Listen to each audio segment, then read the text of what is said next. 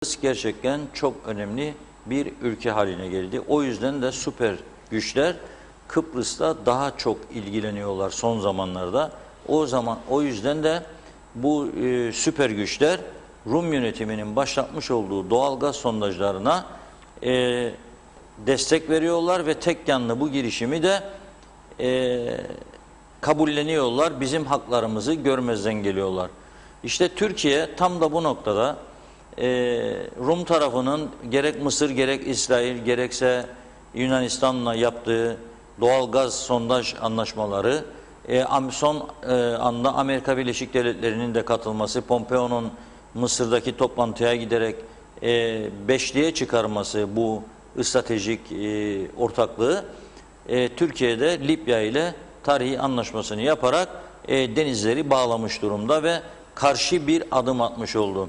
Şimdi işte niye Tatar kazandı, niye Tatar'ın kazanması için Türkiye çalıştı diye soranlara verilebilecek yanıtlardan bir tanesi de budur. Türkiye bundan sonraki çok hızlı bir yaşanacak olan çok hızlı süreç içerisinde kendisiyle anlaşabilecek, uyum sağlayabilecek bir KKTC lideri arzuluyordu ve bu arzusu gerçekleşmiş oldu. Bundan sonraki süreçte gerçekten Kıbrıs'la ilgili çok hızlı adımların atılacağını göreceğiz. Rum Dışişleri Bakanı'nın dün açıklamaları vardı. Satır aralarına gizlenmiş bazı sözler vardır. Altılı konferanstan söz ediyor. Dikkat çekicidir, göreceğiz. Bizim taraftan da buna karşılık verilen mesaj, siz işte daha önce merhum AKEL lideri, adanın ilk komünist cumhurbaşkanı Dimitris Christofias'ın yoldaşım dediği Mehmet Ali Talat'ın gelmesine katkı sağladı Ankara, o zaman büyük destekler verdi. Talat geldi, siz onunla anlaşamadınız. Talat gitti, Eroğlu geldi, anlaşamadınız. Eroğlu gitti, Akıncı geldi. İki Limasollu, Anastasiadis Akıncı anlaşır dendi. Anlaşmadı, yine Rum tarafı anlaşmadı tabii. Kran Montana'da artık son adımların atılması beklenirken 10 gün süren müzakere sürecini ve Dışişleri Bakanlarının da anavatanların, dışişleri ve garantörlerin, 3 garantörün Dışişleri Bakanı'nda orada olduğu bir dönemde yine son dakika bavullarını toplayıp ayrılmışlardı. Çünkü onlara göre istedikleri elde edilmiş, daha fazlasını elde etmek için zaman kazanmaya ihtiyaç vardı ve bozdular. Türkiye bu Kran Montana'nın bozulmasından sonra federasyonun artık ortada olmadığını açıklamıştı. Sayın Akıncı da o günlerde artık bunu kabullenmek durumundaydı. Fakat daha sonraki süreçte yine de Birleşmiş Milletler'in federal çözüm tezini masada tutması nedeniyle Akıncı da federal çözümü destekler durumunda olmuştu. Ankara belli ki daha farklı pazarlıklar içerisine girmeyi planlıyor bu süreçte. Farklı çözüm modellerinde konuşmaya hazır. O yüzden de Sayın Ersin Tatar'ın kazanmasına destek olduğu yönündeki iddialara bu açıdan da bakalım diyorum. Daha ilk andan mesela Türkiye Büyük Millet Meclisi Başkanı Sayın Mustafa Şentop'un bugün yaptığı bir açıklama var, dikkat çekici. Sayın Ersin Tatar'ı tebrik ederim diyor. Allah muvaffak etsin, Allah mahcup etmesin. Kuzey Kıbrıs Türk Cumhuriyeti'nin geleceği için hayırlı neticeler vermesini niyaz ediyorum diyor. Ama sonra şöyle diyor, Kıbrıs konusunda artık yeni bir yaklaşımla yola devam etme konusunda Sayın Tatar'ın görüşü önemliydi. Bu oylamada muhakkak yeni bir dönemin başladığını, bu oylamada muhakkak en önemli husus da buydu ve bunun da neticede bir sonuca ulaşması önemli. Ben yeni dönemin başladığını düşünüyorum. Artık Kıbrıs'ta diyor. Belki Kuzey Kıbrıs Türk Cumhuriyeti, Kıbrıs Türk Cumhuriyeti şeklinde yoluna devam eder diye düşünüyorum. Kıbrıs Türk Devleti'ni ifade etmeye çalışıyor bence burada. Ki öteden beri bazı Kıbrıs Rumlar çözüm isteyen de çözüm sağlanmamasından dolayı AB ile Kıbrıslı Türklerin doğrudan ilişkiye girebilmesi için çözümsüzlük devam ettiği sürece Kıbrıs Türk Devleti'nin olması bağımsızlık ilanı anlamına gelmiyor ve dolayısıyla Avrupa Birliği bizimle direkt temas kurma imkanı bulabiliyor. Böyle bir yaklaşım vardı AB'de. Ayrıca bir çözüm olacaksa da iki kurucu devlet olacak. Kuzey Kıbrıs Türk Cumhuriyeti, Kıbrıs Türk Devletçiği ile Kıbrıs Rum Devleti bir çözüme götürecek aday. Bu yaklaşımın olmasını ben bekliyordum. Böyle bir gelişme olursa tabii KKTC Anayasası yerine Kıbrıs Türk Devleti Anayasası da gelecek. O zaman belki seçim sistemi de değişir mi bilmiyorum. O tamamen farklı bir konudur. Şimdi bugün Sayın Tatar'a mazbatası verilirken Yüksek Mahkeme Başkanı tarafından kendisine Narin Hanım Sayın Tatar'a bir önemli hatırlatma yaptı. 3 gün içinde diyor 2 görev arasında tercih yapmalısınız diyor. Ya başbakan ya cumhurbaşkanı. Yani aslında anayasada bu olmasa belki de ikisini daha isteyeceği kalalım. Hem cumhurbaşkanı hem başbakan. Dışişlerinden sorumlu devlet bakanı, başbakan yardımcısı falan derler ya, Türkiye'de hem başbakan yardımcısı hem devlet başkanı. Bizim de mesela Kudret Bey hem başbakan yardımcısı hem dışişleri bakanı hem hükümet sözcüsüydü. 3 tane sıfat vardı. O yüzden de hatırlatma yaptı. Birini bırakacak yani neticede. Bıraktıktan sonra ne olacak? Çok ciddi gelişmeler yaşayacağız işte. Öte taraftan Kıbrıs müzakerelerinin başlamasını bekliyoruz. Altılı dedi dün Christodoulidis Rum Dışişleri Bakanı. Altılı nasıl olacak? 5 kişidir. 6. kim olacak? Ha, Kıbrıslı Türkleri galiba 5'in dışında tutuyor. 3 garantör, Kıbrıs Cumhuriyeti 4, Birleşmiş Milletler Genel Sekreteri 5, Kıbrıslı Türkler 6. mı olacak? Tahmin ederim Tatar da Türkiye'de böyle bir şeye evet demez. Ciddi gelişmeler olacak diye düşünüyorum. Ve bugün tabii dün akşam bağlantımızı kuramadık Sayın Murat Gezici ile. Seçim sonuçlarını açıklarken bu seçimin bir başka galibi Sayın Murat Gezici'dir demiştim. Gezici şirketinin sahibi, direktörü. Çünkü seçim öncesinde yaptığı açıklamalara çok ciddi tepkiler vardı. Özellikle sosyal medyadan saldıranlar, Gezici işte torbanın içinde kalacaksın, seçim kutusunun içinde kalacaksın, bu ülkeyi bir an önce terk etmeye çalış, kurtulamayacaksın falan filan karikatürler yayınlandı. Sayın Akıncı peşinden koşuyor değnekle. Fakat Gezici tahminlerinde yanılmadı. Ortaya çıkan sonuç %51.74, Sayın Tatar 53 kusur diye öngörmüştü Gezici'de. %48.26 Akıncı, Gezici'de %46 kusur öngörmüştü. %2,5 daha yanılma payı koydu. Artı veya eksi. Demek ki tam tutuyor bu. Sayın Murat Gezici'yi arkadaşlarımız alsınlar telefon hattımıza. Evet, şu an Murat Bey telefon hattımızda. Bu konuyu konuşalım. Murat Bey merhabalar. Merhaba, iyi yayınlar. Teşekkür ederiz. Evet Murat Bey, hayırlı uğurlu olsun. Seçimin... Teşekkür ederim Reşat Bey. Ben de sizleri kutluyorum. Çok güzel bir süreç yönettiniz. Seçim gecesi ekranlarda sizi takip ettik. Evet. Ve tarafsız bir yayın gerçekleştirdi kurumunuz.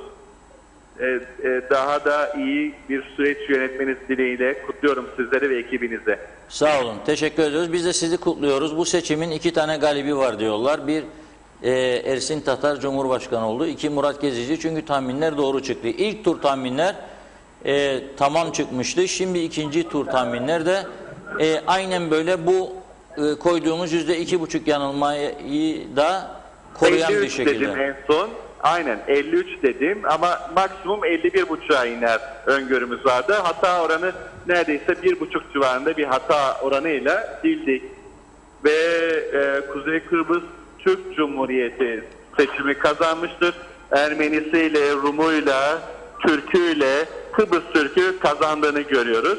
Yeni bir süreç meydana geldi. Halk artık büyük bir beklenti içerisinde. Ersin Tatar'a da önemli görev düşüyor. Seçim sonuçlarının galibi 2 isim var dediniz. Teşekkür ederim. Biri biz ve biri Ersin Bey. Ben üzerime düşen sorumluluk ve bilinciyle davrandım. Seçim sonuçlarını bilmek ve halkı aydınlatmak, kamuoyunu bilgilendirmek üzerimize düşen bir görevdi. Bunun sınavını verdik. Ama çok sayıda küfür, şantaj, tehdit süreçlerini yaşadık.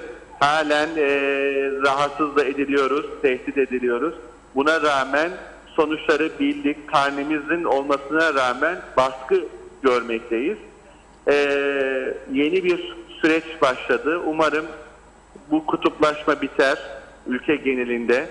Ben artık halkla Cumhurbaşkanı'nın bütünleşeceğine, halkın beklenti ve sorunlarının çözümünün başlayacağına inanıyorum. Kapalı Maraş'ın açılmasıyla ülkedeki bazı yaşanan olumsuzluklar vardı. İşte ambargoların olması, bu ambargoların da kalkacağını ve yeni bir Kuzey Kıbrıs Türk Cumhuriyeti'nin vizyon ve misyonu yeniden inşa edileceğini, tüm Kıbrıs halkının kalkınacağını düşünüyorum. Pandemi sürecini başarılı bir sınav veren hükümetin de bu süreci devam ettirmesi dileğindeyim. Çünkü tedarik zinciri kırılmıştır Çin'de, Hindistan'da, Asya ülkelerinde. Belki Ar-Ge çalışmaları üretim merkezi haline gelebilir Kuzey Kıbrıs. Limanıyla, lojistik konumuyla Akdeniz'de, Doğu Akdeniz'de önemli bir rolde.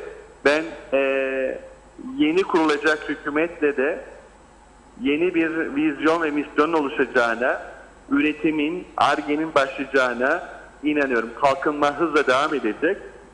Siyasilere çok önemli görev düşüyor ama siyasilere güven azalan bir dönemde ben gazetecilere de çok önemli görev düştüğüne inanıyorum. Örneğin siz Reşat Akar olarak toplumun en çok itibar gören önemli isimlerin başındasınız, birinci sırada. Size de önemli görev düşüyor. Çünkü toplumu aydınlatmaya devam ediyorsunuz, bilgilendirmeye.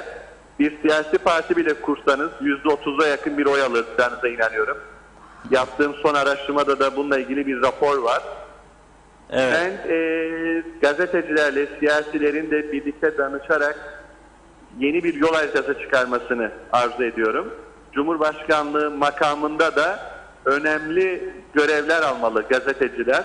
Toplumu kaynaştırması gerekiyor. Bütünleşmenin sağlanması için gazetecilere ihtiyaç var. Gazeteciler siyasilerden daha çok halkın içinde, iç içe. Yeni süreci birlikte inşa etmeleri gerekiyor. Evet. Ve önümüzdeki bu cumartesi pazarda yeniden bir anket yapıyorum. Onu soracaktım. Halk neden? Evet. Evet. Yeni Halk bir anket neden, nedir bu anket konusu? Halk neden sandığa gidip oy verdi? Neden gitmedi sandığa oy vermedi? Neden Akıncı'ya verdi? Neden Ersin'e oy verdi? Hangi gerekçelerle? Ve toplum Cumhurbaşkanlığı makamından beklentilerinin neler olduğunu soracağız. O çok önemli, evet. Evet. Ve o yeni çok bir önemli. siyasi parti kurulsa oy oranı ne olabilir? Toplum kimi görmek istiyor? Bunları da araştıracağım. Peki şunu sorayım size Sayın Gezici. Murat Bey, duyuyor musunuz beni? Evet. Bu geçmiş Evet. araştırmalarda hükümet krizi de oldu tabii seçimlerden önce. Bu meclis içerisinde bir hükümetin çıkabileceğine inanıyor mu Kıbrıslı Türkler? Var mıydı böyle bir sorun? Evet, ben şöyle ifade edeyim. Toplum aslında uzun vadeli, istikrarlı hükümetlerin kurulmasını istiyor. Tek başına bir iktidar isteği ve arzusu da var. Ama bu mümkün olamıyor denklem olarak. Belki UBP erken seçim kararı alabilir, seçime gidebilir. Ama benim tavsiyem mevcut yapı içerisinde CTP ve UBP hükümetinin kurulması, reform hükümeti kurularak kalkınmayı birlikte inşa edebilirler. Toplumu barıştırabilirler.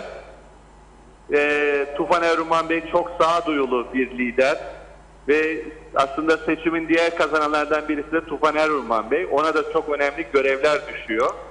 Ben UBP ve CTP ile bir hükümetin kurulma ihtimalini de yüksek görüyorum. Önümüzdeki süreçte böyle bir şeyle karşılaşabiliriz. Evet. Peki çok teşekkür ediyoruz size. Bunun tabii Ben Türkiye'de yansımaları oldu. Rakipleriniz yanılacağınızı iddia etmişti. Türkiye'de hatta istifa edeceğini, mesleği bırakacağını söylemişti. Adil Gür. Evet, Adil Bey. AVG Araştırma Şirketi. Meslektaşım için çok üzüldüm. Ve bu meslektaşımız her geçen gün bizlere zarar veriyor. Neden? Araştırmacıları zan altında bırakıyor. Ve bir manipülasyon yaptı. Milli iradeye, Kuzey Kıbrıs Türk Cumhuriyeti'nin egemenlik haklarına saldırmıştır. Halkı yanıltmıştır. Bu ülkeye girişi en son Şubat olan bu adam anket dahi yapmadan %60 civarında Mustafa Akıncı Cumhurbaşkanı seçilecek dedi. Ersin Tatar 40 alacak dedi. Ve milli iradeye saldırmıştır. YSK'yı göreve davet ediyorum. Yargıyı göreve davet ediyorum. Adil Gür ve Hakan Bayrakçı halkı yanıltan, seçim yasaklarını delen anket yayınlamıştır. Milli iradeye saldırı olmuştur. Yani bu anket yapılmadı mı? Yapılmadan mı yayınlandı? Hayali bir anket miydi bu? Ben hayali bir anket yaptığını düşünüyorum. Ve Adil Gür belki de birilerinin şantajına maruz kaldığını düşünüyorum. Tehdit edildiğini düşünüyorum. Çünkü hiçbir araştırmacı bu kadar net ve kesin %60 diyemez. Ve Evet. bu kişi AKP'ye ve Erdoğan'a da yakın olduğunu iddia ederek gezen birisi. Ve Türkiye'nin bu seçimde ne kadar hassas olduğunu biliyoruz. Ama Adil Gür Kuzey Kıbrıs'ın milli iradesine saldırmıştır, algı yönetmiştir. %60 civarında oyla Akıncı seçilecek dedi ama Akıncı %40'larla seçimi kaybetmiştir. Peki. Gezici araştırma 2014'ten bu yana Kuzey Kıbrıs'ta hiçbir seçimde yanılmamıştır. Bindelik oranlarla seçim sonuçlarını bilmiştir. Ben Kuzey Kıbrıs Türk halkının kamuoyunun vicdanına bırakıyorum olan biteni. Bizde de çok sayıda küfür, tehdit, şantaj yapıldı ama biz boyun eğmedik. Anket sonuçlarımızı değiştirmedik. Ama birilerinin sonuçları değiştirdiğini görüyoruz. Evet. Bu soruşturma yapılması lazım. Peki bir soru da Funda Hanım'ın olacak size. Sorsun Evet. da öyle size veda Evet edelim. Murat Bey, kapatmadan hemen izleyicimizin bir sorusu var. Gerçi siz bunu açıklamıştınız ama isterseniz bir tekrar edelim. Kıbrıs'ta çözüm isteyenler veya istemeyenler için bir referandum yapılsa yaptığı ankete göre durum ne çıkar diye sormuş izleyicimiz Ulus Barani. Aslında Kuzey Kıbrıs Türk Cumhuriyeti'ne çözüm olmuştur. Barış gelmiştir. Bülent Ecevit'in ve o dönemde Rauf Denktaş Bey'in döneminde ülkeye, adaya barış gelmiştir. Aynı zamanda Rum tarafına da barış gelmiştir. Ve Kuzey Kıbrıs Türk Cumhuriyeti kurulmuştur resmi olarak ve bağımsız bir devlettir. Fakat haksızlıklara uğrayan, ambargoya uğrayan bir ülke var. Bunu da çok kısa sürede sorunların aşılacağına inanıyorum. Kapalı Maraş'ın açılması da bunun bir işaretidir. Peki çok teşekkür ediyoruz programımıza Ben katıldığınız teşekkür ederim. için. İyi günler, Hayırlı kolay günler gelsin. Murat Bey. günler. Çok teşekkür Hoşçakalın. ederiz. Evet, Rum tarafında nasıl karşılandı? Sayın Tatar'ın seçilmesi. Anastasiadis Akıncı'nın arkadaşı, hemşehrisi, ikisi de Limasollu ve iki Limasollu çözüm bulmazsa artık Kıbrıs'ta kimse çözüm bulamaz diye bir düşünce vardı. Bu söylem sırasında kafayı sallıyordu Anastasiadis. Zivania'yı da şerefe eyva brodi diyerek götürdüler. Fakat tabii neticede Anastasiadis müzakere masasına oturduğunda onun için öncelik Helen milletinin çıkarlarıdır. Kıbrıs Rumları ve Yunanistan Ellada diyorlar. Şimdi bu seçim sonuçları açıklanınca şöyle diyor Anastasiadis. Ersin Tatar'ı tebrik ederim diyor. Kıbrıslı Türklerin yeniden lideri seçilmiş olmasına saygı duyuyorum diyor. Ve bir tanışma görüşmesini sabırsızlıkla bekliyorum diyor. Ersin Bey çok hızlı çalışan bir siyasetçidir. Hemen bir cevap vermesini bekliyorum ben kendisine. Yarın sabahleyin kahveye davet etsin kendisini. Bir kahve içsinler. Tabii saraya gelmez. Ama bence lokmacıyı kapattı şu, hem fırsat olur bu. Açtırsın lokmacının kapısını. Anastasiadis alsın basın ordusuna gelsin. Lokmacı barikatının tam orta yerde kahveler yapılsın. Bir kahve Güney Kıbrıs'taki kahveci getirir, Yorgo. Bir kahvede bizdeki Ahmet Efendi götürür. Orada buluşurlar, kahveler içilir ve konuşurlar. Kıbrıs sorununu çözmek istiyorlarsa artık farklı yöntemlere de başvurmalarında fayda vardır. O merhum Hristofyas seçilmezden önce kendisiyle yaptığım görüşmede AKEL lideriyle, AKEL Merkez Binası'nda bana şöyle demişti, hiç unutmam, ve yayınlamıştım ben bunu gazetede. Seçimi kazandıktan sonra her gün sabah kahvemi Talat'ından içeceğim diyordu. Kazandı seçimi, Talat'ın kahvesini de hiç içmedi. Kazandıktan sonra bir sihirli değnek değiyor bunların üzerine. O değnek zannediyorum Atina'daki kilisede önce zemzem suyuna batırılıyor, çıkar geliyor. Bir de buradaki piskoposlukta başpiskopos batırıyor, çıkıyor, batırıyor, çıkarıyor değneği 3 defa okuyor da üstüne gireleyson, gireleyson, gireleyson diyerek. Ondan sonra bir dokanıyor üzerine gelen adamın, hiç onun dışına çıkamıyorlar. Mehmet Ali Tarat'la birbirine Mehmet Ali yoldaşla bitti bu iş falan filan dedi. Bir türlü bitiremedi ve öyle göç etti. Kıbrıs sorununu çözemedin. Anastasiadis şöyle diyor. Sayın Ersin Tatar'ı tebrik ederim ve en kısa sürede bir tanışma görüşmesini bekliyorum. Hem Kıbrıs'ı oraya davet ediyor. Tamam, o zaman Ersin Bey gider ama onların sarayına girmez herhalde. Orta bir yerde buluşurlar. Hem Kıbrıs sorununun BM ve Güvenlik Konseyi kararları ile hem kendisini hem de Kıbrıslı Türk vatandaşlarımızı diyor Birleşmiş Milletler Genel Sekreterinin Kıbrıs sorununun BM ve Güvenlik Konseyi kararlarıyla Kıbrıs'ın üye olduğu ve olmaya devam edeceği AB norm ve değerlerine uygun bir girişime hemen karşılık vermeye hazır olduğum konusunda temin etmek isterim. Sayın Tatar'ın da aynı isteği göstermesini umut etmek istiyorum. Evet, bu mesajı sosyal medya hesabından Türkçe olarak da yayınlamış Anastasiadis. Kutluyorum. Bak adamlar nasıl çalışıyor. Bizde burada tanıtma var, enformasyon var, dışişleri var, Cumhurbaşkanlığı danışmanlar, asistanlar var, Başbakanlık danışmanlar, asistanlar var ama böyle bir geleneğimiz yok. Arada biz de verelim ya, ne olacak? Türkçe ve Yunanca verin mesajları, ne olacak arada?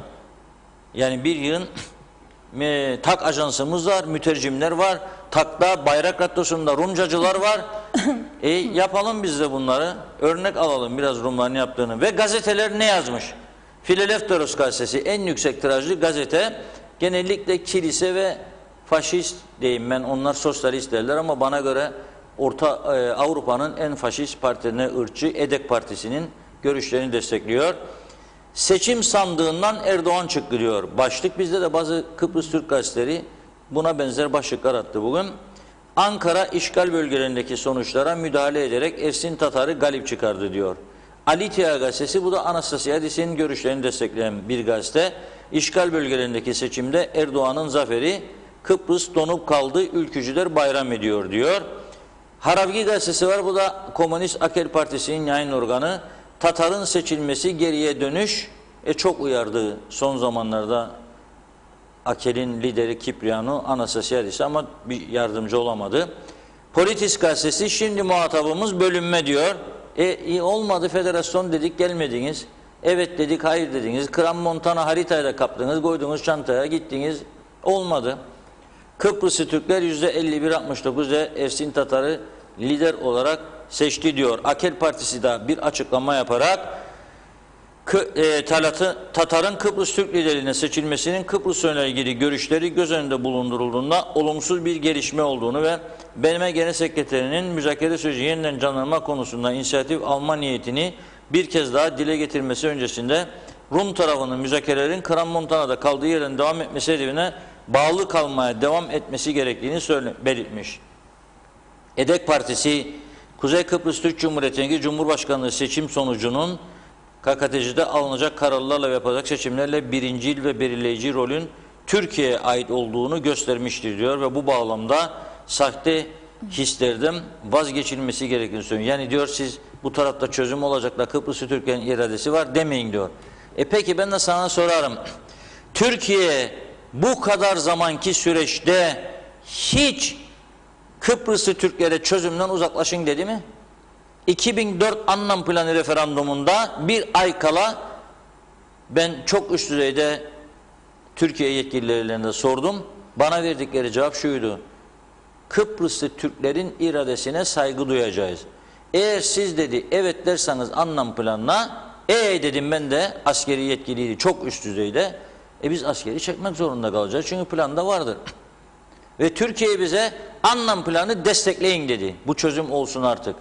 Avrupa Birliği'nden. Ve bize Avrupa Birliği de ne dedi?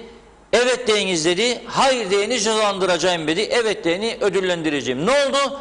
Hayır diyen tarafı bir hafta sonra üye yaptılar, evet diyen tarafa hala da ambargo uyguluyorlar. Ama bundaki esas sorun bizim pasifliğimizdir. Hayır mı dedin sen? Evet. Aldın mı onu abi? Evet, tamam, ben de bu taraftan başka bir şey yapıyorum. Bütün gümrük duvarlarını kaldırıyorum. Türkiye ile aramı açıyorum. Sıfır gümrük. Burası tam bir serbest bölge ilan ediyorum. Al kararlarını, yürü. Yok, biz sadece ne maaşçıklara ayarlama yaparız, biraz da bizim ceplere girsin. Her sene seçeyim, her sene o başbakan, bu bakan, on kart vizit bassın, bu çıkarsın, bakanlık tabelaları değişsin, ekonomi, enerji, sonra ekonomi, ticaret, sanayi, ondan sonra öteki, kendi kendimize gelin güvey olduk. Bunun için de biz önümüze çıkan fırsatı değerlendirmedik. Bu faşist lider de bilmiyor mu Edek'in ki kendileri reddetti. Sonra Kram Montana, aradan zaman geçti, Türkiye bize dedi ki gene oturun masaya dedi. Ben de sizi destekleyeceğim. Gittik, oturduk. Sonra dediler garantörler de gelsin. Ve tarihinde ilk defa 3 garantör ülkenin Dışişleri Bakanı da gitti, oturdu. 10 gün Çavuşoğlu kımıldamadı şeyden, Kram Montana'dan. Orada bekledi ve Yunan Dışişleri Bakanı'na dedi ki hadi dedi, başbakanlarımız hazır, çağıralım. Davutoğlu uçağı havalanında motorları çalıştırdı, bekliyor dedi. Esenboğa'dan hareket edecek. Sen de dedi başbakanını ara da gel dedi. Gelsin dedi. Anastasiadis dedi ki yok dedi, ben Kıbrıs'ta çok önemli bir toplantıya gitmem lazım. Ya pardon, Brüksel'de. Gideyim Brüksel'e de döneyim dedi. De dönünce size söyleyeceğim dedi. Yunan Başbakanı ne diyor dedi.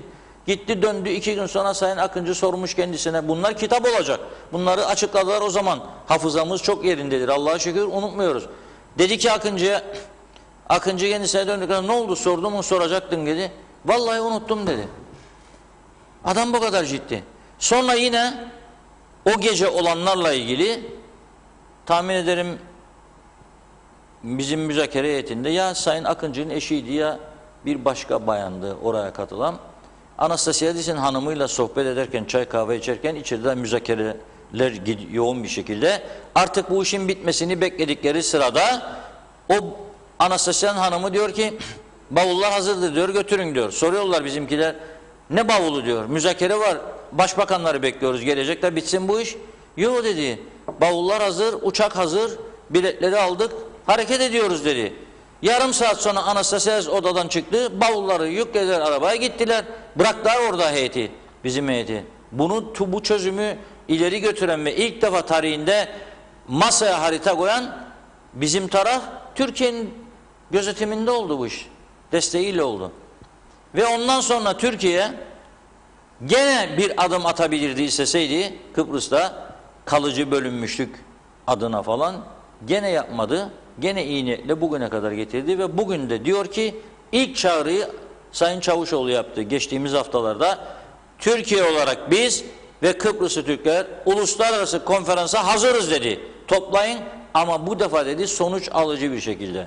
Ve bu defa Doğu Akdeniz'deki tüm sorunlar, Türk-Yunan sorunları ve Kıbrıs sorunu birlikte görüşülsün, ele alınsın. Şimdi onu nasıl sabote edeceklerine sabunu yapıyorlar. 5'li değilmiş, 5+1'miş, yani bizi yedek kulübesine atacaklar da gözlemci olalım falan. Yani böyle bir şekilde düşünceyle çözüm olması tabii ki mümkün değildir. Buna bakmak lazım. Şimdi bütün bu konuları bir de tabii bu son haftalarda Maraş'ı açtık. Acaba Türkiye'deki kamuoyu bize nasıl bakıyor? Nasıl değerlendiriyor? İlginç bir durum var. Az sonra bağlayacağımız Sayın Mustafa Balbay, Türkiye'nin önemli gazetecilerinden, Cumhuriyet Gazetesi, birlikte çalıştığımız, birlikte yazı yazdığımız bir gazetede. Ama aynı zamanda Cumhuriyet Halk Partisi'nden milletvekili yapmış bir arkadaşımız. Önemli bir isim. Kıbrıs konusunda dikkat çekici bir durum var. Cumhuriyet Halk Partisi ile iktidarın şu anki Kıbrıs konusuyla ilgili bir farklı görüşü çıkmıyor ortaya. Ve CHP çok büyük destek veriyor. Mesela Maraş açılımı konusunda Türkiye hükümeti tümünü açalım demedi ama Sayın Kılıçdaroğlu CHP Genel Başkanı tümü açılsın dedi. Öyle bir açıklama yaptı. Ve dün de Cumhurbaşkanı seçilen Ersin Tatar'ı kutlayanlar arasında Kılıçdaroğlu da vardı. Dolayısıyla bir Ankara'dan bakıldığında Kıbrıs'a ne görülüyor, nasıl bakılıyor, bundan sonrası için ne düşünülüyor, Maraş adımları, çözüm perspektifi, Sayın Mustafa Balbay'a bunları soracağız. Hazırsa telefon arkadaşlarımız. Bağlanmadan önce dilerseniz bir iki mesaj aktarayım. O sırada da arkadaşlarımız telefon bağlantısını hazırlasınlar. Evet. Evet, Alev Yıldırım hoş geldiniz diyor. İyi yayınlar. Evet. Kıymet Avaroğlu kolay gelsin demiş. Bilgehan Demir kolay gelsin diyor. Hanife Süercan karantina ne zaman kalkacak, iyi yayınlar diye sormuş. Emin Mehmet yeni günden merhabalar diyor. Ali Behiç Kanada'da karantinanın son 24 saati, selamlar Reşat abi, mesajımı ilettiniz mi, teşekkür ederim, kolay gelsin demiş. Emin Mehmet bu kadar önemli olduğunu seçimin iç dış dünya basını bize gösterdi. Hayırlısı Kuzey Kıbrıs Türk Cumhuriyeti diyor. Reşat Bey, o sahili açılıp dalga geçilen Maraş, Kıbrıs Türk halkının oyalana oyalana yıkılmışlığının resmidir demiş. Ulus Barani, adamıza 3 gün süreyle gelecek olanların burada 3 gün kalıp gelenler 3 günden fazla kalırsalar ne yapılacak diye soruyor.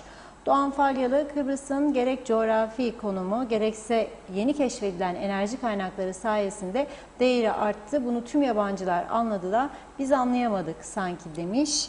Yine Emin Mehmet diyor ki 2004'ten sonra Maraş sahil açılımıyla ve akşam duydu bizi, bu sefer olacak inşallah demiş.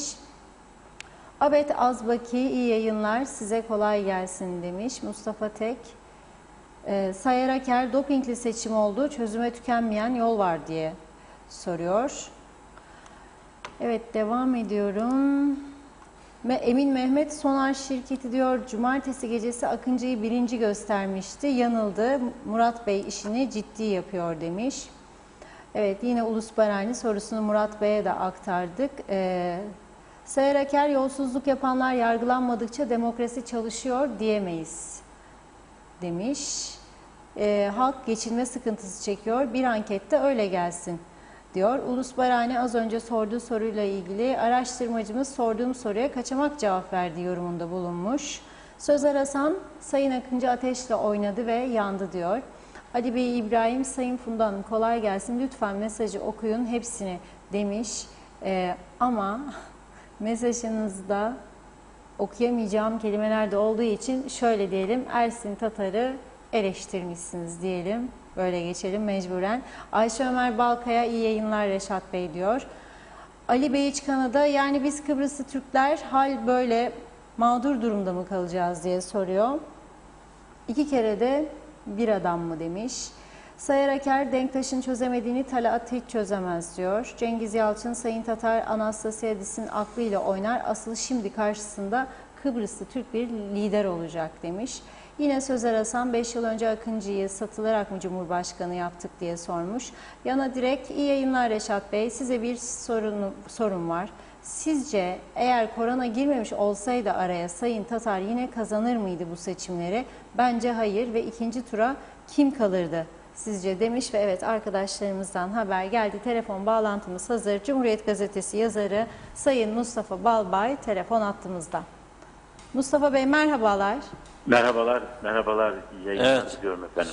Evet, sevgili Balbay, hoş geldiniz yayınımıza. Merhaba sevgili Akar, hoş bulduk. Merhabalar. Hayırlı Evet. olsun Kuzey Kıbrıs Türk Cumhuriyeti'ne. Tüm Kıbrıs'a da hayırlı olsun diyelim sonuç olarak. Aynı adanın parçasınız ama dileyelim yeni bir dönem olsun sevgili Evet. Akar. Doğru, teşekkür ediyoruz. Şimdi Ankara'dan bakıldığı zaman önce kısa bir Maraş değerlendirmesi yapalım. Sayın Kılıçdaroğlu da bu adımı destekleyen bir açıklama yapmıştı. Hatta Maraş'ın tümü açılmalı demişti. Ankara'dan baktığımızda Maraş açılımı nasıl değerlendiriliyor? Türk halkı nasıl bakıyor buna? Sizin yorumunuz ne bu konuda? Tabii şimdi bir defa Türkiye'de, yani Ankara'da da özellikle, yani Kıbrıs'la ilgili her gelişme, her olumlu bir şey birebir, ben mecliste de tanıyorum buna, biliyorsunuz 8 yıl Türkiye Büyük Millet Meclisi'nde milletvekili yaptık. Evet. Gerçi 3 yılı hapisteydi ama şimdi her milletvekili, nerenin milletvekili olursa olsun, Ankara'nın, Erzurum'un, Kars'ın, İzmir'in, Kıbrıs'la ilgili bir şey olduğunda kendi iline iyi bir şey olmuş gibi sevinir mecliste. Gerçekten böyle yani yürekten bir sempati vardır Kuzey Kıbrıs Türk Cumhuriyeti'ne karşı. Ama son karar Maraş'ı ben de zaman zaman gezmiş, orada yani bu uçsuz bucaksız böyle altın kum diyebileceğim o sahilin hemen gerisinde tümüyle terk edilmiş bir yer bulmak doğrusu insanı hüzünlendiriyordu. Dileriz yani dileriz bu adım beraberinde o bölgenin öncelikle ekonomisini, sonra insanların ilişkilerini güçlendirir. Sonuçta güçlü insan ilişkisi karşılıklı yarar, beraberinde barışı da getiriyor. Bu adımın eğer hani net bir şekilde paylaşmak gerekirse, biraz önce arkadaşımız kimi mesajları okurken bazılarında okuyamayacağım sert eleştiriler var dedim. Doğal olarak Kıbrıs'taki siyasetle Ankara'dakine benziyor da onu söyleyelim. Ama eğer Maraş açılımı seçim açılımı değilse, yani gerçekten bir uzun bir yolun başlangıcıysa, yeni bir plansa arkası gelmeli. İşte önümüzdeki yıl şunu yapacağız, önümüzdeki yaz bunu yapacağız, devamında bunu yapacağız gibi bir yol haritası olabilmeli. Bence Kıbrıs'a bu tür bir şeye ihtiyaç var. Hep böyle Kıbrıs'ın dışında atılan adımlar, ne bileyim Cenevre'den ya da New York'tan gelen bir haber ya da Brüksel'den gelen bir haber ışığında hani önümüzdeki dönem şu görüşmeler yapılacak ya da öteki başkentlerden, onun yerine yani birebir Kıbrıs'a dayalı bir siyasetin, bir stratejinin olması sonuçta bence güçlendirir, daha olumlu bir süreç olur diye değerlendiriyorum. Evet. Bu seçim sonuçlarına da baktığımızda Kıbrıs'ta bir çözüm olasılığı siz görüyor musunuz şahsen? Çünkü Sayın Tatar federal çözümün yanlısı olmadığını açıklayarak bu seçimi götürdü. Federal çözüme karşı çıkacağını. Ankara'da çok denedi. Sayın Çavuşoğlu daha önce bu Crans-Montana müzakereleri sonrasında federasyon tezinin ortadan kalktığını söylemişti. Buna bir dönüş olabilir mi? Yani nasıl bir çözüm modeli düşünülmeli veya bu çözümsüzlüğün devamı halinde nasıl bir Kıbrıs yolu izlenmeli? Şimdi tabii sevgili Akar, böyle hiç unutmuyorum, 1987 yılıydı. Böyle Kuzey Kıbrıs Türk Cumhuriyeti'nin böyle 4. yılı bitmiş, 5. yıl ve Denktaş rahmetli bir grup gazeteci geldik ve o yıldan beri, yani o dönem ben 27 yaşındaydım, 87'de hakikaten ömrümüz biraz da Kıbrıs sorunun nasıl çözüleceği konusuna dayanarak geçti. Doğrusu Cüneyt Arcıyörek'ten de çok sık ben dinledim bu Kıbrıs'la ilgili. Biliyorsunuz 1974'teki Barış Harekatı ile ilgili o dönem Hürriyet gazetesinde çalışan Arcıyörek çok fotoğraflar çekmişti. Kıbrıs'taki arşivlerde de onun çok fotoğrafını gördüm ben. Sonuçta hani diplomatik Türkiye'de hiç bitmeyen projelerle ilgili şöyle bir yorum yapılır. Örneğin hani Ankara'da Keçiören metrosu bitmeyince şöyle bir espri vardı. Gençler birbirlerine aşkımız Keçiören metrosu gibi hiç bitmeyecek derlerdi.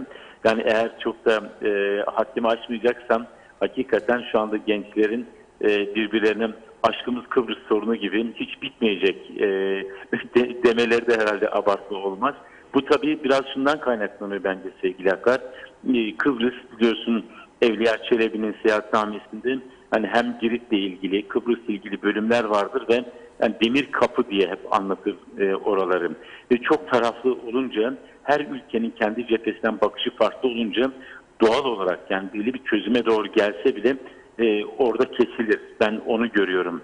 Şu anda geldiğimiz noktada bile işte Kıbrıs Türkiye'ye 75 mil, Mısır'a 400 mil kadar, işte Atina'ya 900 mil, yani hani böyle bir Akdeniz'de böyle bir ada ve her ülkenin de Rusya'sı dahil, Amerika'sı, İngiltere'si, herkesin orada bir yerinde olmak istediği bir yer.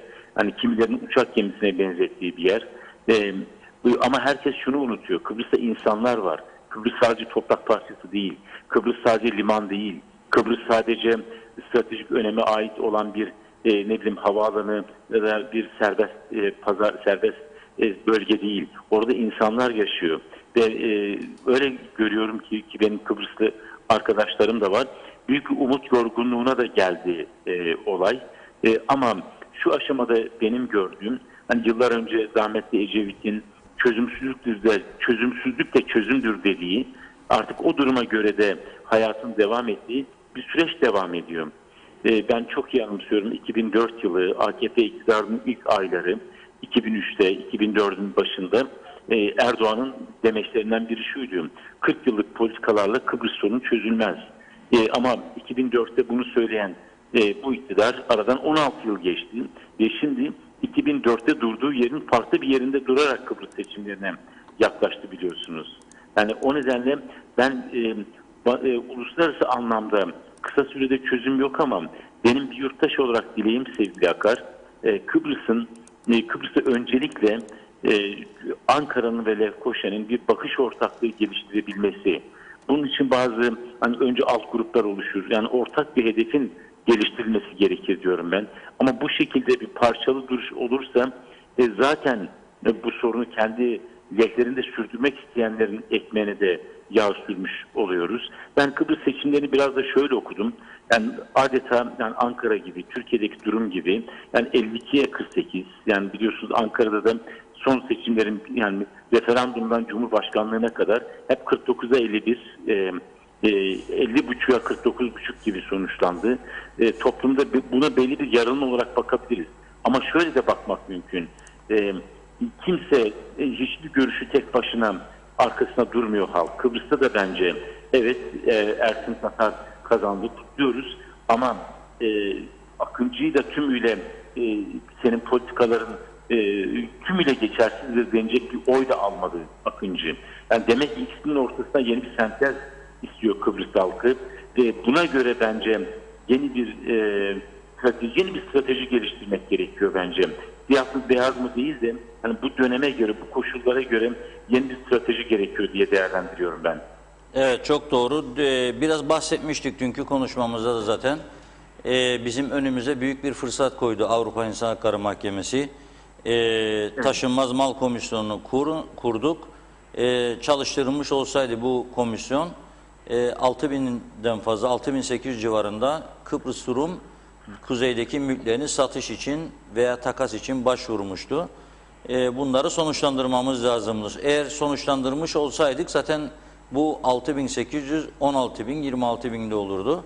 Ama mali kaynak ayarlayamadığımız için bu işi ileriye götüremedik. Yoksa az önce söylediğiniz gibi Maraş'ı açalım, tümünü de biz oturalım içine, dağıtalım buralarda kendi insanlarımıza. Uluslararası hukuk herhalde bize buna müsaade etmeyecek. Bilmiyorum, ne düşünüyorsunuz? Tabii etmez ama orada da yani Türkiye'nin de bu konuya hakim hukukçuları var.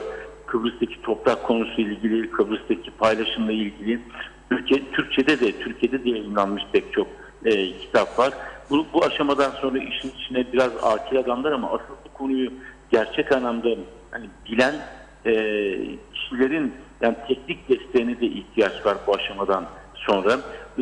Son karar, senin çok güzel vurguladığın bu son kararın hayata geçirilmesiyle ilgili bir yol haritası gerekiyor bence. Şu aşamada ben bunu göremiyorum. Ama dileğim bugünden hani Ankara'dan Kıbrıs'a giden mesajların hepsi olumlu. İşte sadece iktidar değil, Kemal Kılıçdaroğlu'nun da Cumhuriyet Halk Partisi Genel Başkanı'nın da hem Ersin Tatar'ı kutlayan ve geleceğe ilişkin beklentilerini ortaya koyan, Akıncı'ya da teşekkür eden bir mesajı vardı. Dileriz bu yeni başlangıç, bazen her yeni başlangıç istemez yeni bir umut demek, yeni bir beklenti demek. Hakikaten buna karşılık gelecek adımlar bekliyoruz artık.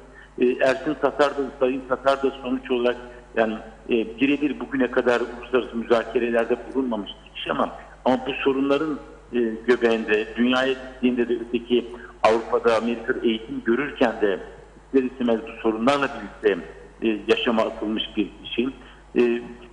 Bu şeyi kim hangi görüşü destekliyor gibi, daha doğrusu kutuplaşmayı öne çıkarmak yerine ben önümüzdeki dönemin belki zor biliyorum söyleyeceğim ama Akıncı'yı destekleyenler de dışlamayacak bir yol haritası, bir çalışma yapıp yürümenin daha sağlıklı olacağını görüyorum ben sevgili Akar. Evet, yani Sayın Akıncı bir kenarda durmasın, onun deneyimlerinden yararlansınlar diyorsunuz. Yararlanırsın çünkü yani ada devletlerinde böyledir genellikle tabii hep hani bütün o ada kültürünün de bir gereği olarak iç içe yaşanır, iç içedir böyle. Ben bunu öteki ada devletlerinde de gördüm. Bu şekilde bakarsak daha bir lehimize bir süreç geliştirebiliriz. Evet. Aksi halde zaten hani genel anlamda uluslararası alanda Türkiye'den ve tabii ki beraberinde Kuzey Kıbrıs Türk Cumhuriyeti'nden gelen yani bakış, yani bu son dönemde diplomatik bakışın böyle negatif yönü daha ağır. Bunu biz Ermenistan-Azerbaycan arasındaki gerilimde görüyoruz. Bunu Türk-Yunan ilişkilerindeki gerilimde görüyoruz. Zaten bir anlamda ister istemez hani bunu kabul ettiğim için söylemiyorum. Gerçek o olduğu için söylüyorum. 2-0 geriden başlıyoruz. Yani Evet. o zaman madem öyle, o zaman içeride çok bir düzenleme, çok iyi bir yığınak gerekiyor. Bu seçimi bir fırsat olarak da değerlendirmek gerekiyor bence. Buradan çıkan sonucu yeni bir enerji olarak ortaya koymak gerekiyor diye düşünüyorum sevgili Akar. Evet. Doğru. Çok teşekkür ediyoruz. Çok güzel bir noktaya temas ettiniz. Ben de çok teşekkür ediyorum. Kolay gelsin. Teşekkür ediyoruz. Kıbrıs'ı çok seviyoruz. Sağ olun. Selam, sevgi, hürmet iletiyorum. Bu arada tabii ortak dostumuz olan Bekir Coşkun'a da Allah'tan rahmet diliyoruz bu arada. Bekir çok abimiz, önemli bir arkadaşımızı kaybettik. Evet. Çok yani yüreği Türkiye ile atan, yani uluslararası, yani barışla atan, insanlıkla atan diyeyim, insan kardeşlikle atan bir meslek büyüğümüzdü. Ben de yarın onu yazdım. Günlük yazı planımı değiştirmek durumunda kaldım. Üzünlü de bir durum bizim için. Geçmişte 1990'ların ortasından ben 2009'da tutuklanıncaya kadar aşağı yukarı ayda bir kez oturur, yani konuşurduk. Bu kadar katı, bu kadar gerekli iktidarları acımasızca eleştirebilen ama halkı da eleştiren, halk yapmaya zaten bu yönleri de zaman zaman eleştiren ama kimsenin adamı değildi. Sadece gerçeğin Evet. bakar. Teşekkür ediyorum. Doğru. Sağ ol. Verdiğiniz için. Evet. İyi Görüşmek yayınlar. üzere. Sağ ol. Teşekkür ediyoruz. Evet. Mustafa Balbay, tabii mesajlar çoğaldı, okuyacaksınız. Sorular da varsa cevaplandıracağız ama Mustafa Balbay önemli bir arkadaşımız, araştırmacı gazeteci. Cumhuriyet Gazetesi'ne uzun yıllar hem Ankara temsilciliği hem köşe yazarlığı yapmış. 2 dönemde parlamentoda Cumhuriyet Halk Partisi'nden milletvekili yapmış, deneyimli bir arkadaş. Diyor ki sonundaki önerisi, yani Akıncı diyor dışlanmasın. Akıncı Avrupa'da önemli bir isim yapmış ve önemli bir değer olarak kabul ediliyor. Onun deneyimlerinden yararlansın, onunla birlikte çalışılsın diyor. Bu çok doğru. Ben zaten her zaman genelde şunu söylüyorum. Bir adamı bu toplum alıyor, getiriyor bir yere, cumhurbaşkanı yapıyor veya başbakan yapıyor. Sonra o adam bir düştü mü bir daha kimse yüzüne bakmıyor. Dün akşam programa girerken gerçekten şunu düşündüm. Kimler geldi, kimler geçti başbakan olarak? Bazı insanlar var, samimi olarak söylüyorum, sokağa çıkalım, kameraya da alalım. Falan adamı tanıyor musunuz diyeyim, tanımayacaklar. Yani 7 sene, 8 sene, 10 sene, 12 sene önce kısa süreli başbakanlık yapmış adamlar vardır. Yani Ömer Kalloncu vardır. Düşünün siz, Cumhuriyetçi Türk Partisi kanadından başbakanlık yapmış. Kime soracağım şimdi ben Ömer Bey'in başbakanlık yaptığını hatırlar mısınız diye. Yani gerçekten Özkan Bey vardı. Özkan Yorgancıoğlu. Bakanlar kimler geldi geçti? Bu ülkenin en uzun süreli Dışişleri bakanlarından en uzun süreli Dışişleri Bakanı yapmış bir Kenan Atakol. Hatırlayan, arayan, soran, fikirlerinden yararlanmak isteyen var mı? Bir Hakkı Hatun uzun yıllar meclis başkanlığı, başbakanlık yapmış, İskan Bakanlığı yapmış. Ve halen çalışıyor, ilerlemiş yaşına rağmen bir şeyler üretiyor, fikirlerini yazı kaleme alıyor, gönderiyor. Bir şeyler yapmaya çalışıyor ama genel anlamda fikirlerinden yararlanan insanlar yok. İsmail Bozkurt var. Toplumcu Kurtuluş Partisi'nin genel başkanlığını yapmış. Değerli bir isim, önemli bir yazar. Çok insanlarımız var ama dediğim gibi görev süresi bittikten sonra bu insanları unutuyoruz. Toplum kültürümüz de ne yazık ki bu yapılanlarla örtüşüyor. Yani toplumdan da bir baskı yok siyasilere. Bir de bak, küçük bir ülkede 40 yılda 41 tane başbakan çıkarmak ne demektir Allah aşkına? 40 yılda 41 tane hükümet kurmak ne demektir?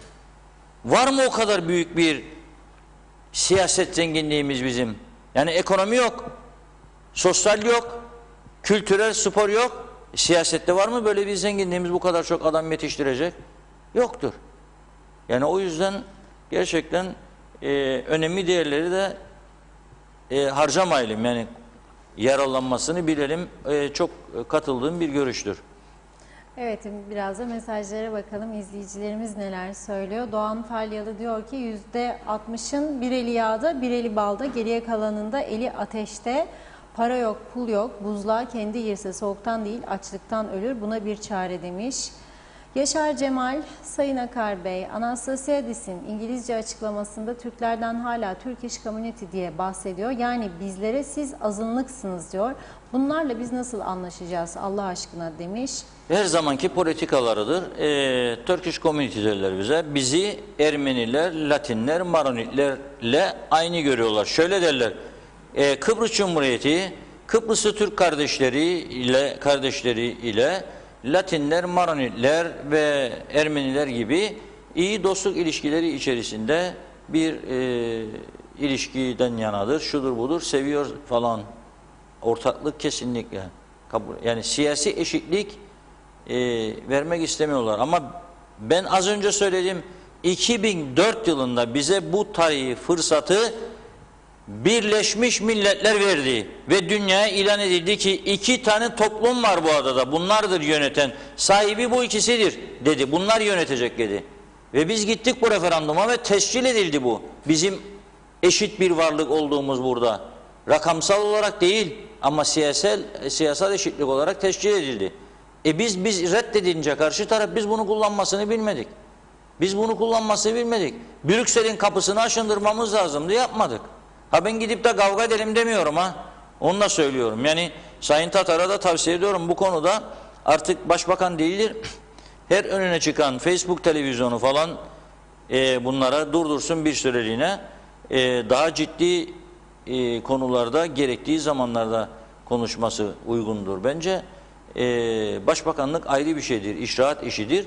Her gün konu çıkabilir, konuşabilir ama Cumhurbaşkanlığı Kıbrıs sorunuyla ilgilidir esas ana görev ve önümüzde çok zor bir süreç olacak. Bir yanlışlık olmasın diyorum. Yani konuşmalarda çok dikkat edilmesi lazım. Kılı kırk yararak konuşmak lazım ve Ankara ile çizilecek çerçeveyi belirledikten sonra gerekli hallerde konuşmak lazım. Ha başka görevler olabilir, tanıtım, atak politika yapılabilir.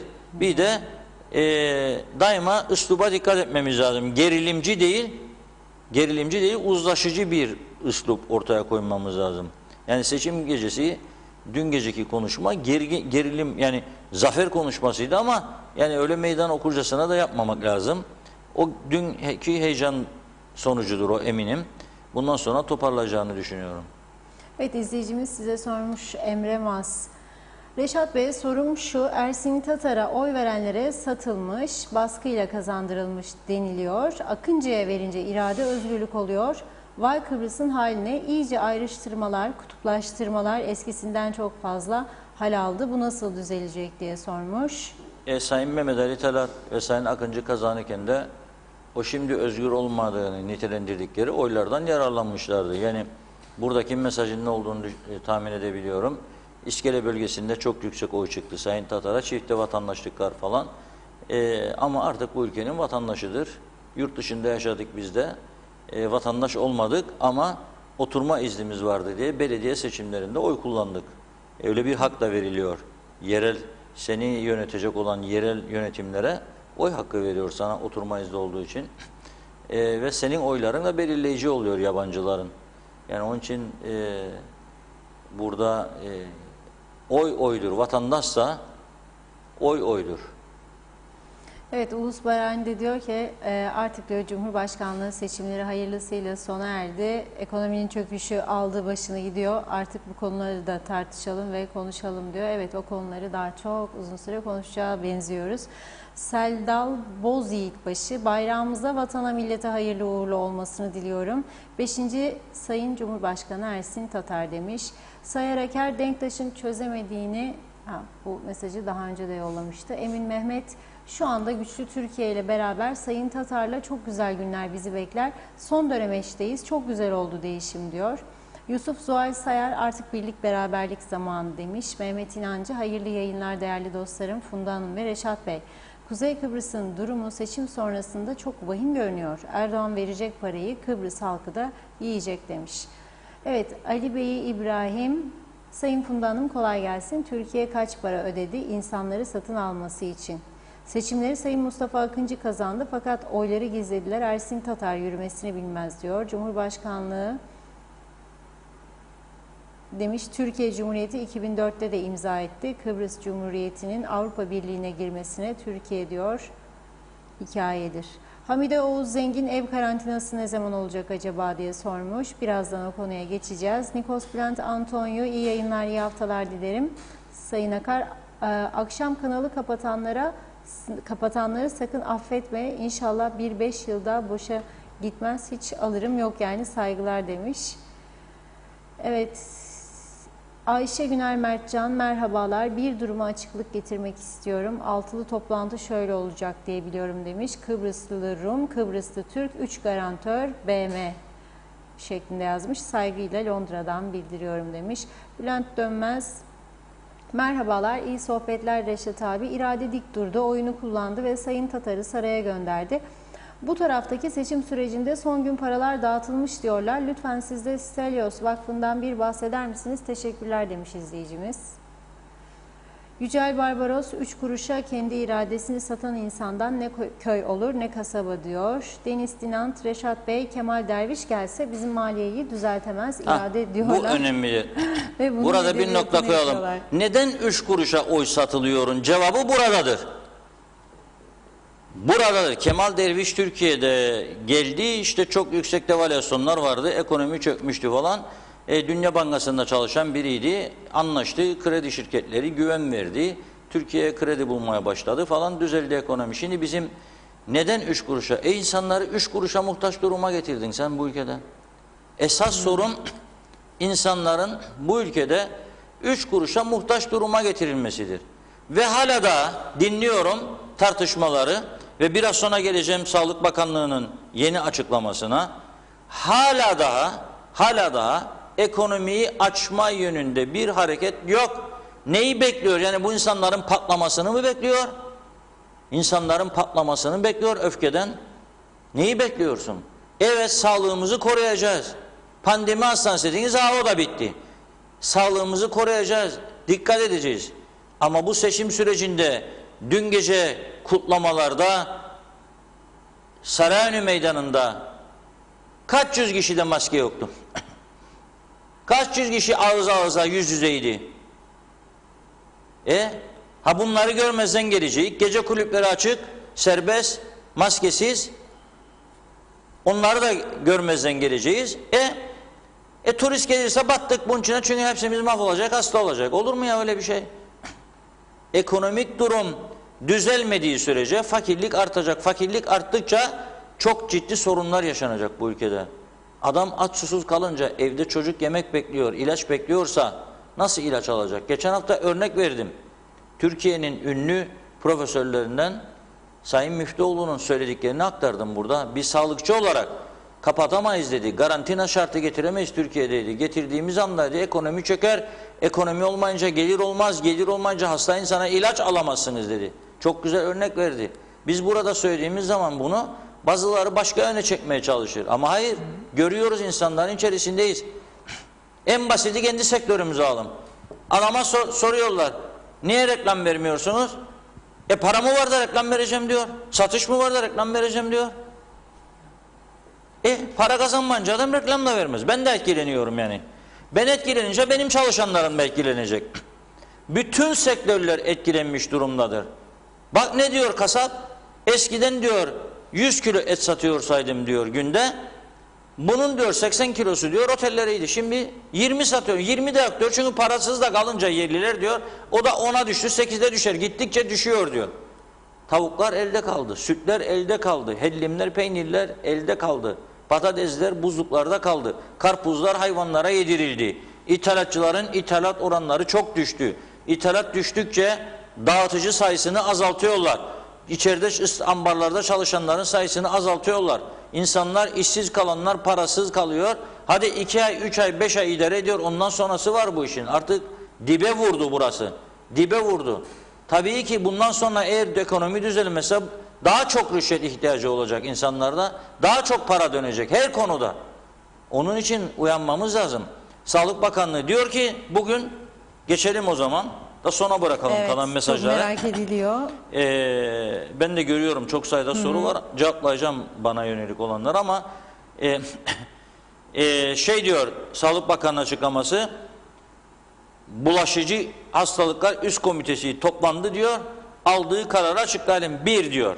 20 Ekim yani yarından itibaren B grubu ülkelerden ülkemize giriş yapmak isteyen kimdir bu? Türkiye var içinde, İngiltere var içinde. Ve adada en fazla 3 gün kalacak kişiler ülkeye girişte negatif PCR test sonuçlarını ibraz edecekler diyor. Girişte alınacak ikinci PCR test sonuçları çıkıncaya kadar diyor, otel veya merkezi izolasyonda beklemek şartıyla karantina uygulaması olmaksızın ülkeye giriş yapabileceklerdir. Ancak otel rezervasyonu olan kişilerin test sonuçları çıkıncaya kadar tüm sorumluluğun otellerde olması kaydıyla otellerin anlaşmalı olduğu ve bu süreçte görev yapan taksi, minibüs, otobüsleriyle rezervasyon yaptırdıkları otel tarafından otele transferleri sağlanacaktır. Şimdi bu ne demektir? Burada önce şunu söyleyelim. Yani eğer turist ise geldi diyor, 3 gün için geldiyse diyor, onu diyor anlaşmalı taksiler veya minibüsler alacak, götürecek diyor oteline ve karantina sonuçları çıkıncaya kadar orada bekleyecek odasında. Karantina sonucu çıktıktan sonra tatilini yapacak. Bu durumda tabii taksici de, otobüsçü de, minibüsçü de tekrar çalışmaya başlayacak. Para kazanacak çünkü onlara da buradan iş çıkıyor. Şimdi sonuçları negatif çıkan kişiler diyor, KKTC'de en fazla 3 gün kalmaları kaydıyla karantina uygulamandan muaf tutulacaktır. İkinci bölüme de Rum tarafını ilgilendirir geçeceğim. Şimdi burada Sağlık Bakanlığı'na buradan açık ve net bir soru gönderiyorum. Hem Sayın Bakan'a hem de üst kurul yetkililerine. Benim bu ülke vatandaşı olarak devamlı kalmak için ülkeye gelme hakkım yok mu bu durumda? 3 gün kalmayacağım ben. 3 ay, 3 sene ölünceye kadar. Ne diyeceksin bana sen? Karantina olacak beni bir hafta ve ödemeye devam edeceksin. Olmayan bütçeden 3,5 milyar açık var şimdiden. Para vermeye devam edeceksin. Senin düşündüğün, anlaştığın oteller veya yurtlara göndereceksin beni bir hafta. 85 yaşında geldim Londra'dan. Da yollayacaksın beni bir hafta yurt odasında bekleteceksin karımla. Ne demek ya? Adam boşanır da 85 yaşına geldik o sıra karısıyla. Bütün gün kavga edecekler. Yüz yüze bakınca başka konu yok. Ne geldik buraya, ne geldik buraya, ne geldik buraya. Sen getirdin beni, yok sen getirdin beni. Sensin suçlu, benim suçlu. Ayrılacaklar 85 yaşında insanları boşalacaklar. Günahını çekemeyecekler ondan sonra. Nasıl bir anlayıştır bu ya anlamadım. 202 tane pozitif vaka çıkıyor Rum tarafında, 60 uçak gelmeye devam ediyor. Ve Rum Sağlık Bakanı diyor ki durdurma niyetimiz yoktur ekonomiyi diyor. Mahvoluruk diyor durdurursak diyor. Bizimkiler burada gerçekten benim tahminim hani Brunei Sultanı'yla bir gizli anlaşma var veya Katar emiriyle düşünüyorum. Siz diyor durdurun ben size torbalarla altınları dolarları göndereceğim diyor korkmayın. Bundan bunu çıkarıyorum. Hayır benim ailemde var benim abim de var gelmek istiyor. Defalardır söylerim kardeşinin cenazesine gelemedi. Bir yığın insan var Londra'dan her gün 15-20 tane mesaj alıyorum. İstiyor insanlar vatanına gelmek istiyor. Parasını da getirecek, harcayacak, bakkal da canlanacak, ne bileyim kasap da canlanacak, her tarafa bir canlılık gelecek. Bırakın insanları gelsin ya ülkesine. Nedir derdiniz bu insanlarla? Hayır yaptın bir PCR yaptı memleketinde. Zaten bir adam korona olsa uçağa biner de buraya gelir mi? Orada daha iyi tedavi şartları varken da buraya gelip sana sığınacak. Gelmez. Yaptı PCR'ı geldi. Bir de sen yaptın. 2. Onu da beklet. 3 günü beklettiğin gibi güzel bir salon yap defalardır söylüyorum. Ercan Havaalanı'na gelsinler beraber gidelim. Çok boş salon var. Bir tanesini koysunlar masa sandalye bir de kafe açsınlar onun içine. 2 saat sonuçları alsınlar versinler bu insanlara. Herkes alsın arabasını ya taksiyi gitsin evine. Ne var bunda? Nedir bu korku? Yani anlamış değilim.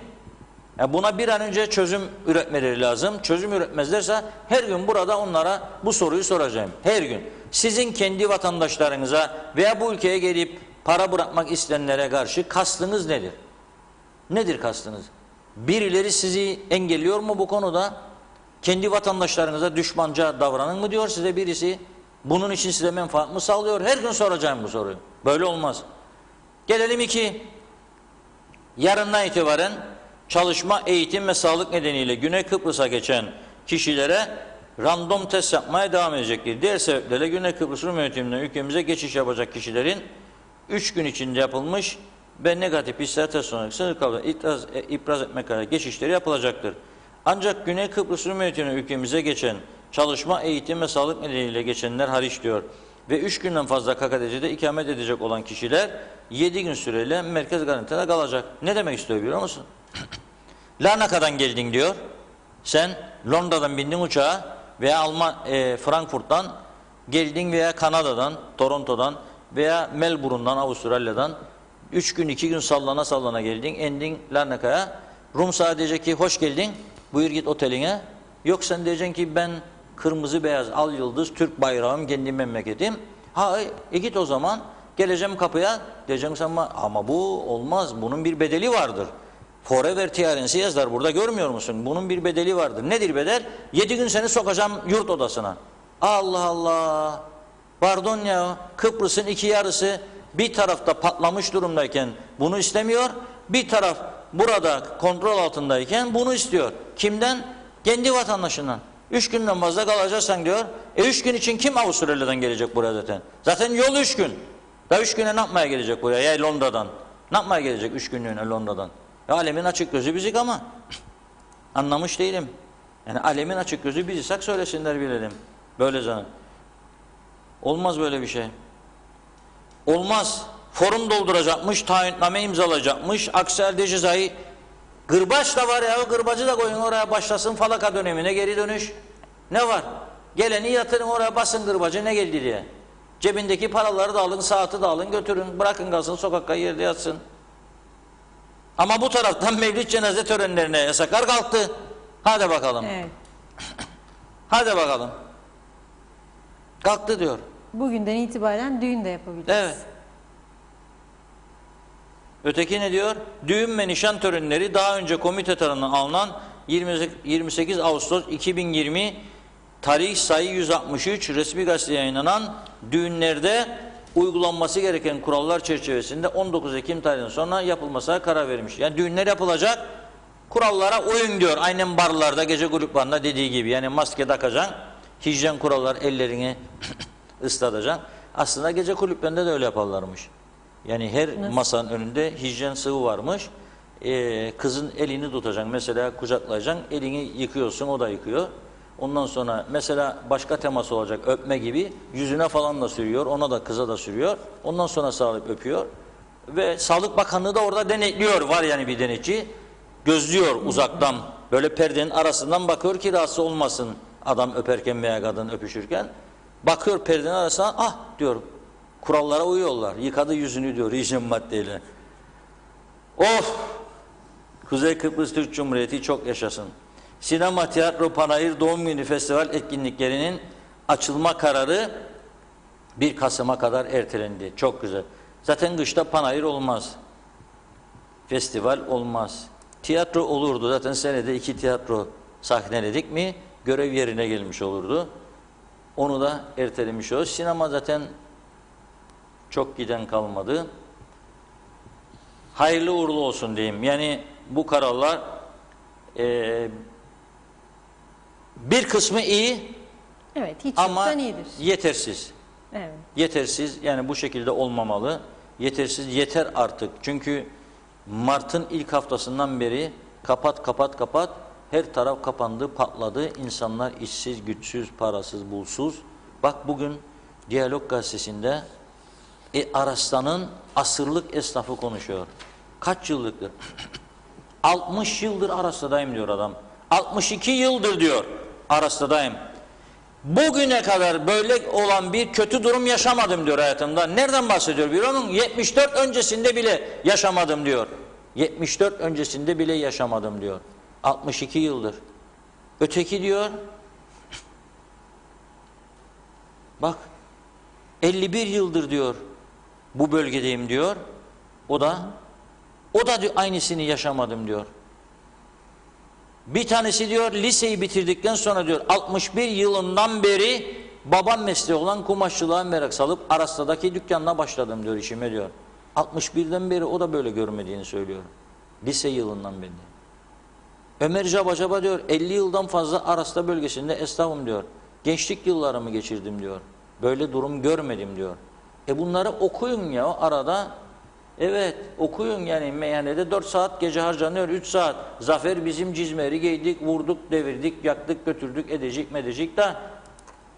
Biraz da bunları okuyun. Bu insanlar ne diyor, vatandaşlarımız acaba? Nasıl bir duruma geldi çarşımız? Görelim bu insanların dertlerini de dinleyelim. Ona göre kararlar alalım. Sağlığı da koruyalım tabii. Kimse sağlığı korumasın demiyor. Ama şimdi sen gece grubunda bana izin veriyor. Tamam, serbest. Her şey. Birçok yeri de açıyorsun. Düğün salonlarını da açıyorsun. Açmasın demiyorum. İyi yaptı diyorum. Mevlidleri, cenazeleri bıraktı. İyi yaptı diyorum. Kurallara uysun herkes. Taksın maskesini, gitsin cenazeye veya mevlide. Öpüşmesin gittiğinde herkesinden orada. Kucaklaşma adeti var bizde, yapmasın. Ama genel olarak da yani 3 gün değeri benim yurt dışından gelecek insanlara bu cezayı uygulama doğru bir yaklaşım değildir. Evet, sonlara doğru yaklaşıyoruz artık. Ben mesajlara biraz hız vereyim. Biraz birikti. Elimden geldiği kadarıyla hepsini okumaya çalışacağım. Ulus Barani diyor ki ağzınıza sağlık Mustafa Bey. Maraş'ın sahil şeridinin bir kısmını ve bir yolu açtık diyenler hala hazırda masadalar demiş. Mesaj hemen gitti tabii, orada yetişemedik. Yılcan Hacı Emin demiş. İyi yayınlar, kolay gelsin. Evet. Hasan Ersoy diyor en azından diğerlerinden daha adamdır demiş. Emine Özatilla iyi yayınlar Funda Hanım, ağzınıza sağlık Reşat Bey. Üst kurul var ya, onların yüzünden mahvolduk. Böyle saçmalık olmaz. Herkes görsün diyor. Evet, Vesile Sönmez Cihan. Reşat Bey iyi yayınlar. Kuzey Kıbrıs Türk Cumhuriyeti vatandaşıyım. Ailem orada. Ne mantık diye sormuş. Ayşe Güner Mertcan, insanların 3 kuruşa muhtaç olmalarının sorumlusu hükümet mi, Cumhurbaşkanı mı? Teşekkürler Londra'dan Güner Bey. Evet, Süleyman Özkoç, Reşat Bey rahat ol, Türkiye yanımızda, para çok gönderecek, mecburdur demiş. Hasan Ersoy, neden fiyatları düşmezler, hak yesin diyor. Evet, yana direkt iyi yayınlar Reşat Bey. Mesajım araya girdi. Düşüncenizi duymak istiyorum. Tekrar sormuş bu soruyu Reşat Bey size. Korona araya girmemiş olsaydı Sayın Tatar yine kazanır mıydı? İkinci turda kimler kalırdı? Ve Maraş'la ilgili böyle bir hamle yapılır mıydı? Dün geceye gelirsek kimsede maske yok. Yüzlerce kişi ama turistler koronalı gelecek ve yine hesap bize, yani halka ödenecek. Teşekkürler demiş. Sizin konuyla ilgili yorumunuzu. Evet, yani şöyle söyleyeyim. Korona araya girmeseydi Tatar kazanır mıydı? Bilemem onu. Yani korona araya girmeseydi Tatar Türkiye'nin bu desteğini almayacak mıydı? Gene alacaktı. Türkiye'nin desteği çok etkili oldu Sayın Tatar'ın kazanmasında. İkincisi, Maraş açılımı olur muydu? Bana göre olurdu. Çünkü korona olmadan da Rumların Doğu Akdeniz'de yaptıkları girişimler vardı. Uyarıları dinlemediler. Türkiye'de buna karşılık Rumlara bir mesaj vermek istedi. Yani siz eğer bizi dışlamaya kalkıyorsanız birçok yerden, o zaman bizim de atacağımız adımlar vardır. Biz de hem Doğu Akdeniz'de biz de arama yaparız, sondaj, hem de elimizde Maraş kozu var, onu kullanırız. Rumlara benim gözlemlediğim başından beri Türkiye şu mesajı vermeye çalışıyor. Gelin bu Kıbrıs meselesini bitirelim. Bitmezse bu Kıbrıs meselesi, eğer yani siz bizim haklarımızı görmezden gelmeye devam ederseniz ve tek başına Kıbrıs Cumhuriyeti avantajını kullanarak Kıbrıslı Türkleri orada mağdur etmeye devam ederseniz biz de bu tarafta farklı adımlar atarız. Farklı durumlara gelir Kıbrıs meselesi. Kalıcı bölünmüşlüğe doğru götürürüz. Maraş'ta Türk toprağı olarak kalır. Kıbrıs Rumlarda isterse evi, oteli olan gelir, bizim yönetimimiz altında çalıştırır. Bunlara böyle son bir net mesaj verdi Ankara, benim gözlemlediğim. Bu mesajı iyi algılasınlar. Zaten bazı siyasiler, özellikle AKEL Partisi ve yandaşları bu mesajı aldı diye görüyorum. Rum liderliğini devamlı eleştiriyorlar. Bir an önce müzakere çağrısı yapmasını Anastasiadis'in istiyorlar. Kram Montana'da kaldığı yerde devam edelim diyorlar. Dolayısıyla onlarda ciddi bir endişe vardır. Zaten seçim sonuçlarıyla ilgili AKEL'in değerlendirmesini de okudum az önce. AKEL Güney Kıbrıs'ın ikinci büyük partisidir. %30 civarında oyu vardır. Etkili bir pozisyonu vardır. Dolayısıyla yani Maraş'ı gene açmak isterseydi Türkiye bir kısmını açardı. Bu niyeti de başından beri vardı. Seçimlere yakın bir zamana denk gelmesi bence o da Sayın Tatar'a bir destek olarak algılanabilir. Evet, Ulus Barani diyor ki, az önce yarım kalmıştı, mesajı tamamlayayım. Ağzınıza sağlık Mustafa Bey. Maraş'ın sahil şeridinin bir kısmını ve bir yolu açık diyenler, hali hazırda Maraş'ta malları bulunan, kısa süre önce bu mallarını gören Kıbrıslı 2 Rum vatandaşına bu mallarının iadesi hemen yapılırsa çözüm için iyi olmaz mı demiş. Enver Cahit Gülbaşar, cumartesi seçimden bir gün önce Rumlar saldırıya geçecek diye bir propaganda yapıldı. Çocuklarımıza uzaklara gitmeyin diye telkinlerde bulunduk diyor. Ali Bey İbrahim, 74'te Türkiye Kıbrıs Rumuna, Kıbrıs Türk'üne barış için geldi. Kıbrıs'ı alacak diye gelmedi. Galiba Türkiye İngiltere'de de garantördür. Seçimlerde yalan dolan olduğu bilinir diyor. İngiltere Ersin Tatar'ı kale almaz. Selamlar İngiltere'den demiş. Evet, Hüseyin Zurnacı da diyor ki bu halk yoruldu artık bu siyasetten. Mehmet İnancı, karantinayı kaldırsınlar, 2 gün sonra çıkar gelirim. İstelinleri de getirsin ama. İstelincikleri de koysun. Hatta bizim düğünler şimdi yok ya, düğünlerde hasret kaldık artık. Böyle ceketin üstüne takarlar paraları, damadın da iner aşağı doğru. Mehmet İnancı da taksın şeyleri, istelinleri, uçağa öyle binsin. Öyle gelsin. Önden sarkarak istelinler gelsin, bir görelim bakalım. Vesile Hanım da yine karantina ile ilgili yazmış. İyi yayınlar Reşat Bey, 45 senedir oradayım, külfet olmayalım, devlete kaldırsın artık karantinayı. Pozitif çıksak zaten girmeyeceğiz. Ne mantık ya Rabbi demiş. Evet, Hasan Ersoy, yakında pilli istifa eder, korkmayın diyor. Evet, Emine Özatiller, Reşat Bey, devletin kasası boş, bir de dünya kadar otel parası öder. Yazık, zaten insanlar bir yerde yer kalmaz, nereden korkuyorlar demiş. Ali Arat diyor ki, ilahi sen çok yaşa Reşat abim demiş. Ulus Barani pes diyor. Cumhurbaşkanlığı seçimi sonunda kutlamalar için saray önünde binlerce kişi maskeli maskesiz kutlama yapıyor ve onlara yasak yok. Evde yapılacak doğum günü kutlamalarına yasak var demiş. Kıymet Havaroğlu, benim kızım ailesiyle birlikte Londra'dan Larnaka'ya geldi ve Kuzey Kıbrıs kabul etmedi. Mecburen Rum tarafında 3 haftaya yakın kaldılar demiş. O kadar. Para istelincikler gitti Rumlara. Gitti. Sonra da şikayet ederek burada kriz vardır diye, açık diye. Mehmet İnancı da diyor ki, Rum galiba 40 yıl sonra açar Arasta sokağını, sırf cezalandırsın KKTC'yi demiş. Salih Yusuf Sterlin, daha 15 olmadı diyor. Bekle, daha neler göreceğiz. Rumların Avrupa Birliği varsa bizim de Türkiye'miz var. Korkma Reşat abi demiş. Akile Oyaballı, Oku işte. Reşat Bey diyor, çok öfkeliyim her şeye ama son yaptığınız gece kulübü yorumunuza öldüm gülmekten. İngiltere'den sevgiler, saygılar. Biz de dört gözle ev karantinasını bekliyoruz demiş.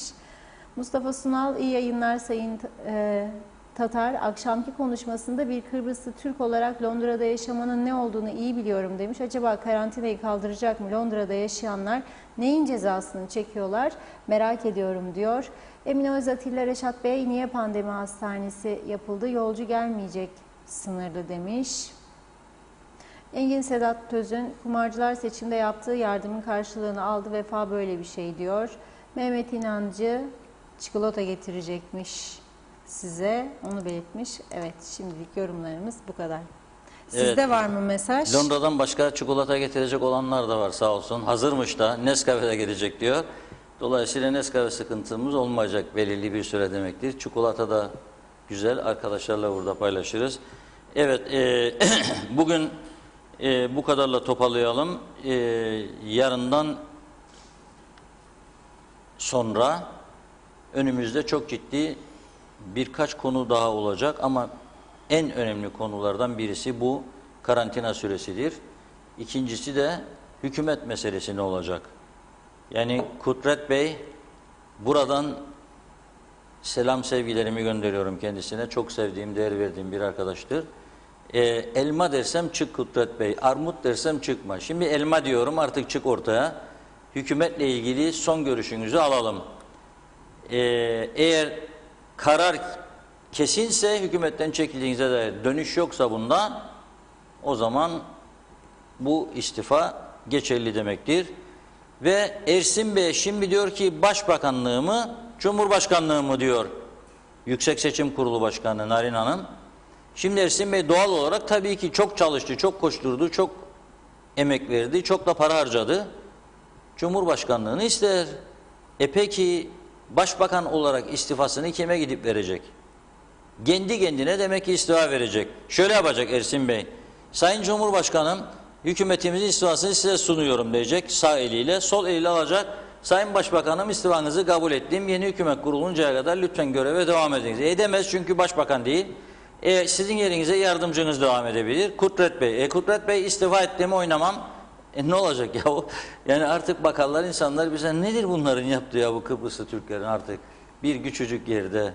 Yani topumuz yok, çim sahamız var.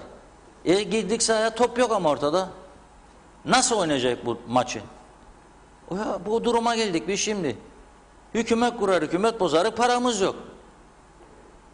İnsanların işi gücü kalmadı. Nasıl oynayacak bu oyunu?